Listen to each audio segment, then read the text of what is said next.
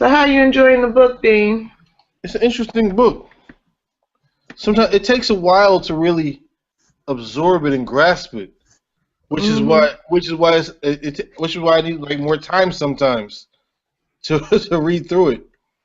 And it takes it takes time to really absorb what he's saying about certain things, you know. But it's an interesting book. It's worth reading, you know.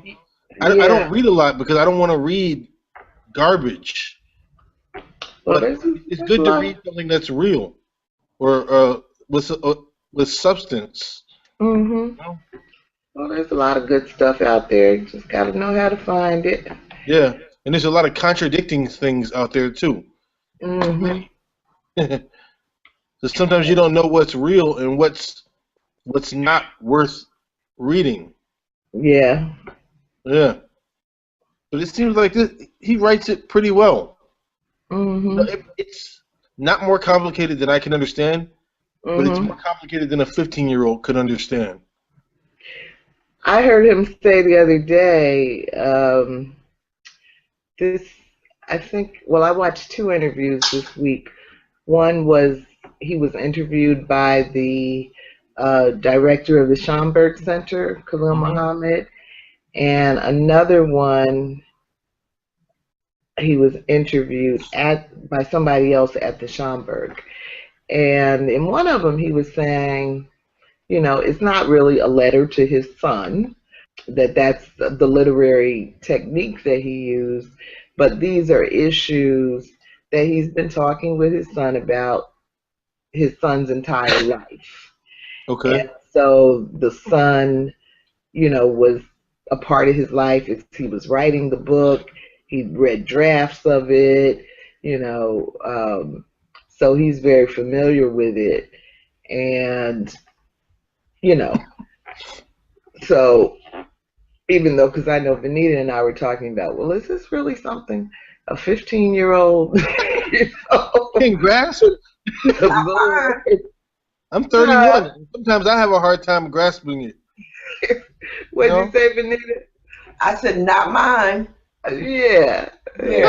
Not mine. Because it was 15-year-old. When I was 15-year-old, this would go when I wouldn't even read this. Yeah. When I would be 15, I wouldn't and not because I wouldn't be smart, but because it's not time for me to know this. Like, it's not time for me to kind of know this information at that stage in life. Like, you're always telling me what my 4-year-old can understand and how I should be talking to him.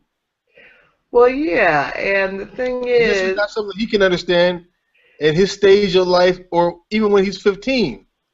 The thing is, trying to teach your children age-appropriate information. And, and Coates probably did that with his son. But if you think about it, I think books are probably one of the best vehicles for doing that. Because you can read to a child at any age. Yeah. And, and there are books for every level of a child's development. And so, you find stuff that's age appropriate, that, has some kind of cultural dimension, that deals with values and morals, and, and so in that way you build up to the kind of discussions that you want to have about police brutality and things like that. Vanessa's always wanted me to say the police are good, but that's not been my experience. I'm sorry.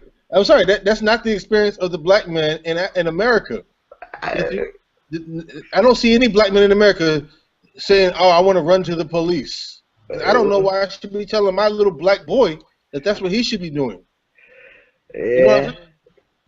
If you raise a child to love his torturer, then how can you blame him later?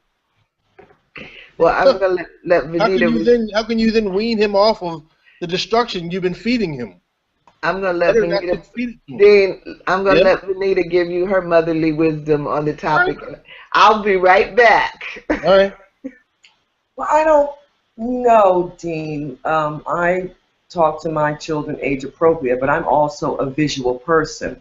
Mm-hmm. So I think that seeing things with your own two eyes is equally important as someone telling you.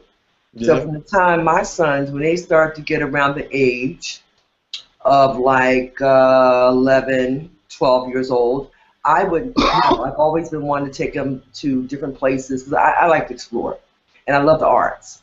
Mm-hmm. So the same way I would take my child to a museum, I would also take my child to areas that Coates describes in this book. Mm-hmm. We would get in the car and I would take them there. And I would explain to them what they saw visually. If they saw the children playing in the park, Mm-hmm. we talked about that. If they saw the guy that was in front of us that stopped suddenly to sell drugs at the traffic light, Yeah. I explained that to them. If they saw the man laying out there on the street in front of a drugstore with some Thunderbird in a brown paper bag, I explained that to them. So I used to take my children to places as we talked about things to show them, because I could tell them all day long. I've had these experiences. They've never had them. They don't know this. So me talking was not enough. I would get in the car and we would go to New Haven, Hartford, Bridgeport, Stowe Village. We would go to the libraries also in those areas. My sons would also, one of them, Aaron and Clint, belonged to different sports activities in New Haven area because I wanted to be that, to know their people too. Right. You know what I'm saying? Mm-hmm. But I would also show them the other side of it visually. My husband used to cringe, like, oh my goodness. And they used to cringe too. And I would make them look and we would talk because I wanted to know of them to also know what their choices were. And there aren't any. There are few. You can either do this or you could do that. So that's, I'm a shock factor person. I see. I hear it. Really, I'm a visual person. So yeah, I mean, there's value in visual. There's value in visual effects. It certainly is. I could tell you all day long about the different things, but I could talk about a Monet to you. But when you actually see that Monet, you can get the real feel of what the artist was trying to tell you, what message he's trying to convey. Art takes interpretation. Art takes knowledge of art in order to feel art. And so did it take, in order to feel Stowe Village and the inner city, right? You had to be there too, so you can get the whole feel. You could and that's true. You have to be in an area to feel it, to really have more than sympathy for somebody, but to have true empathy. But if you take someone to an area and they don't experience the pain in the same way, then their level of empathy is limited. In a sense, their true level of empathy is still limited. Right. It lives in a box of It lives in a box beside your true feelings. Yeah. Because their feelings can only mirror. Their feelings can only be a shadow of what you show them.